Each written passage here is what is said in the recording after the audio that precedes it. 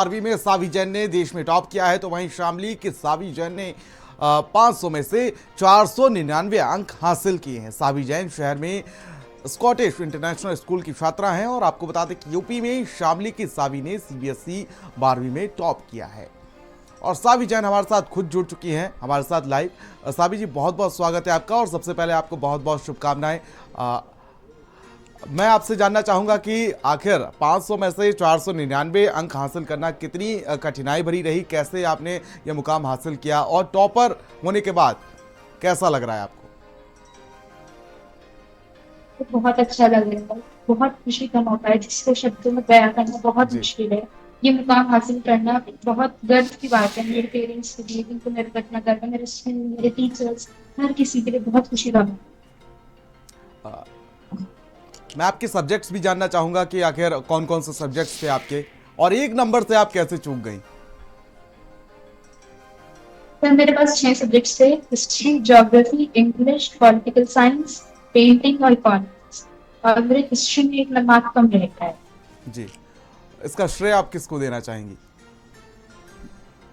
Sir, हर किसी को, हर वो व्यक्ति जिसने इस पूरे दौर में मेरा साथ दिया, इस पूरी जर्नी में मेरे साथ रहे, मेरे पेरेंट्स, मेरे मम्मी पापा, मेरे टीचर्स, हर वो टीचर जिसने मुझे गाइड किया, प्रिंसिपल मैम जिन्होंने हर वक्त मुझे मोटिवेट किया, कोऑर्डिनेटर मैम, सूची मैम जिन्होंने मेरा साथ दिया, और एडमिनिस्ट्रेटर सर, डायरेक्टर सर, हर वो व्यक्ति जिसने मुझे मोटिवेट किया, मुझे हौसला दिया, हर किसी वो व्यक्ति इस क्रेडिट का हकदार है।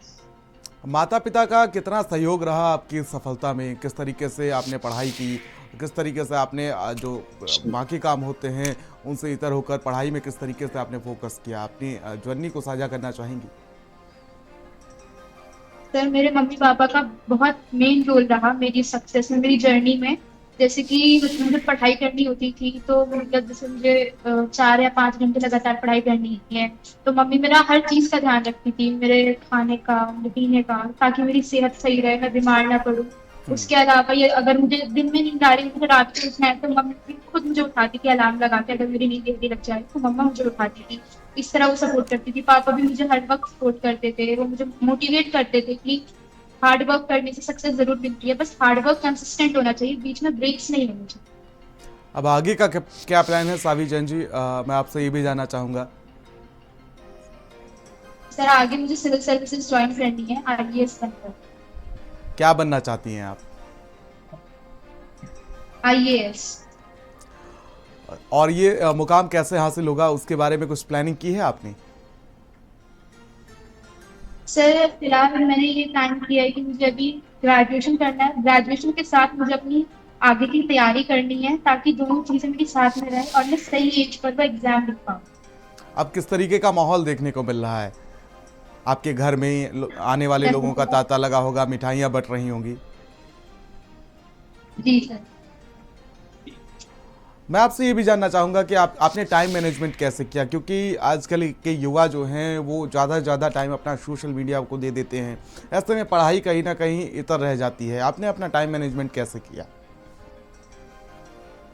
सर, मेरा टाइम मैनेजमेंट ऐसे होता था कि जैसे अगर 2 बजे स्कूल से छुट्टी हुई, तो घर आकर मैंने रेस्ट किया, क्योंकि बॉडी को रेस्ट की बहुत जरूरत होती है, जी। तो रेस्ट करके मैंने उठकर पढ़ाई करना शुरू किया, कंसिस्टेंटली पढ़ाई की, मोबाइल से थोड़ा दूरी बनाकर, सोशल मीडिया से अलग होकर कंसिस्टेंटली पढ़ाई की। ऐसा नहीं था कि मतलब मुझे इतना ही पढ़ना है, मुझे इतने घंटे पढ़ना है और ये सब्जेक्ट पढ़ना है, वो मेरा लक्ष्य होता था। हर दिन का ये सब्जेक्ट, उस अकॉर्डिंग मैंने अपना टाइम टेबल बनाकर सब्जेक्ट्स को बांट कर पढ़ाई। मोबाइल का कैसे उपयोग किया आपने अपने पढ़ाई के लिए? ये भी युवाओं के लिए एक बड़ा बड़ा प्रेरणा रहता है कि कैसे मोबाइल का उपयोग करना है, क्योंकि देखिए हर चीज़ के दो पहलू होते हैं सावी जी। या तो सदुपयोग या दुरुपयोग। आपने उसका कैसे सदुपयोग किया? सर, मोबाइल फोन एक बहुत अच्छा सोर्स है इन्फॉर्मेशन का। हम हर तरह की इन्फॉर्मेशन मोबाइल से ले सकते हैं। कोई पढ़ाई के लिए टेस्ट पेपर्स हुए, जैसे मैंने अपनी तैयारी में जो मेरी मॉक पेपर्स या पीवाईक्यू सॉल्व किए, वो मैंने फोन पर या लैपटॉप पर किए, क्योंकि उस तरह से मैं ज्यादा से ज्यादा एफिशिएंटली सॉल्व कर पाती थी। वो मुझे ऐसा लगता था कि मेरे लिए टाइम मैनेजमेंट ईजी हो रहा है। मैंने इंटरनेट के लिए काफी इन्फॉर्मेशन, कोई मुझे टॉपिक डीपली अंडरस्टैंड करना है, मैंने यूट्यूब से हेल्प। तो इस तरह सोशल मोबाइल फोन और सोशल मीडिया ने मुझे ना पॉजिटिव वे हेल्प की। मैं आपसे ये भी जानना चाहूँगा, इस तरीके से आजकल डाइट मैनेजमेंट एक बहुत बड़ी चीज़ होती है, कैसे आपने अपनी डाइट को मैनेज करती थी, कैसे एक स्वस्थ मस्तिष्क के लिए स्वस्थ डाइट लेना चाहिए? सर टाइम मैनेजमेंट में नहीं रहता था कि 6 घंटे का तो मेरा स्कूल होता था, 2 या 3 बजे तक स्कूल से छुट्टी होती थी। उसके बाद घर जाकर कुछ खाकर रेस्ट होता था मेनली, कि मुझे रेस्ट करना है ताकि मेरी बॉडी को थकावट को रिटेन ना करे, उसको छोड़ दे और मैं दोबारा उठकर नई एनर्जी से पढ़ाई करती थी। तो रेस्ट कर कर फिर मुझे 4 से 5 घंटे ब्रेक्स ले लेकर पढ़ाई करनी थी। जैसे मैंने 1 घंटा या 5 घंटा पढ़ाई की, उसके बाद 15 से 20 मिनट का ब्रेक लिया ताकि मेरी बॉडी ना थके।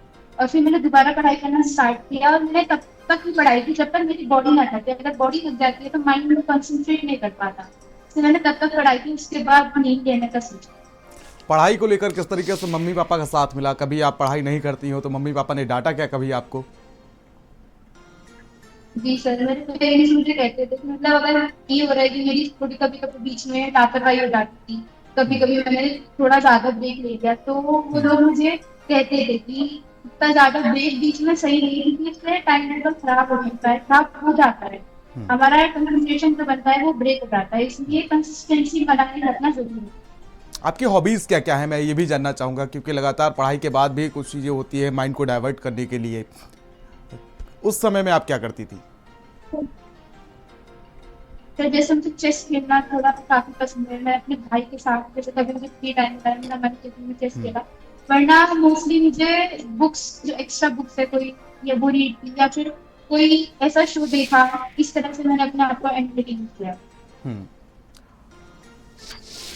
शिक्षकों का क्या योगदान है, मैं ये भी जानना चाहूंगा आपसे।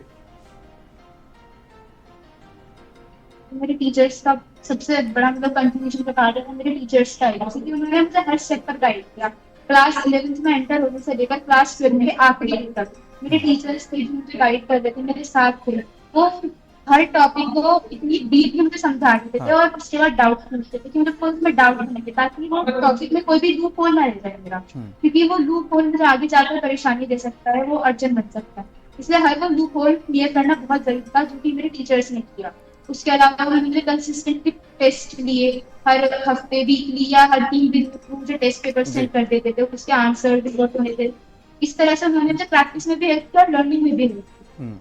सबसे ज्यादा टफ सब्जेक्ट कौन सा लगा और सबसे ज्यादा इंटरेस्टिंग सब्जेक्ट आपको कौन सा लगा? तो सबसे इंटरेस्टिंग तो मुझे पॉलिटिकल साइंस लगता था, वो मेरा सबसे फेवरेट था। और टफ में ये था कि मुझे इकोनॉमिक्स और इंग्लिश दोनों ही मतलब कंपैरेटिवली साथ साथ ही दोनों ही टफ लगते थे। अगर मम्मी पापा तक आवाज जा रही है तो मैं उनसे भी पूछना चाहूंगा कि किस तरीके से आज की इस बेटी की सफलता पर किस तरीके से वो जश्न मना रहे हैं।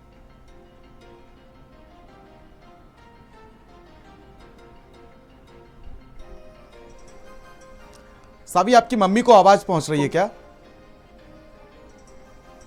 आप पूछ के बता दीजिए कि किस तरीके से उनकी आपकी जो मम्मी है वो किस तरीके से आपकी सफलता पर जश्न मना रही हैं।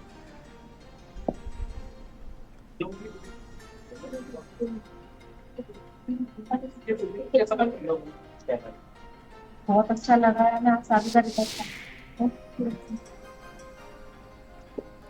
और मैं तो मेरा तो इतना ही सपोर्ट रहा है कि मैं इसको पढ़ने के लिए कहती थी, वैसे ही अपने आप स्टडी खुद कर लेती थी, इसको ज्यादा एफर्ट इसके लिए नहीं लगा।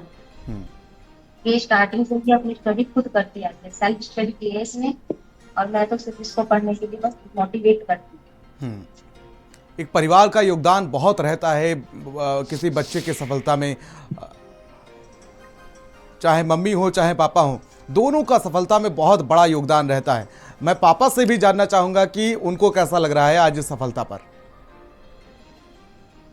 आज ऐसा लग रहा है जैसे सारी खुशियां आज ही पूरी हो गई। ठीक है, अभी मंजिल बहुत दूर है, जो इसने सोचा है भगवान मंजिल एक दिन हमें वो भी दिखाया था, पर आज सारी खुशियां एक साथ इकट्ठी हो गए। आज मेरी तो खुशी का ठिकाना नहीं है। इसने वो कर दिया, 10th में थोड़ी सी कसक रह गई थी, ये 10th में 3rd आई थी, तो 1, 2, 3 नंबर से सिर्फ, तो वो थोड़ी सी 30 मन में थी, तो आज इसने वो भी निकाल दी। पूरी हर खुशी इसने दे दी है, हर तमन्ना पूरी कर दी है। तो बस यही आशीर्वाद है कि जो इसने अपना एम किया है वो टारगेट पूरा करेगी एक दिन, और एक दिन दोबारा कभी हम इसी तरह से बैठे होंगे और इसका IAS जो सपना है वो पूरा होगा। तो इसी तरह कोई इंटरव्यू हो दे रही होगी, मैं भी शायद आपसे इसी तरीके से बात कर रहा हूँ। साबी, आपको उज्जवल भविष्य की बहुत बहुत शुभकामनाएं भारत समाचार परिवार की तरफ से। आपने जिस तरीके से अपना लक्ष्य रखा है एक आईएएस बनने का, मैं चाहूंगा और पूरा भारत समाचार परिवार चाहेगा कि भविष्य में एक आईएएस के तौर पर आप हमको मिले। बहुत बहुत शुभकामनाएं, बहुत बहुत मुबारकबाद आपको। बहुत बहुत धन्यवाद हमसे